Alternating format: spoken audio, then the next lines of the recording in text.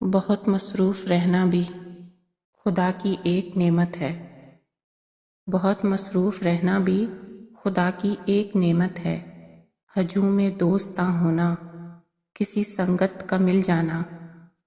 کبھی محفل میں ہنس لینا، کبھی تنہائی ملنے پر خود اپنا جائزہ لینا، کبھی دکھتے کسی دل پر تشفی کا مرہم رکھنا، کسی آنسو کو چن لینا، کسی کا حال لے لینا، کسی کا راز ملنے پر لبوں کو اپنے سی لینا،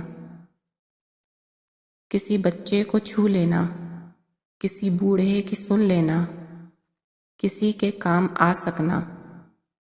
کسی کو بھی دعا دینا، کسی کو گھر بلا لینا،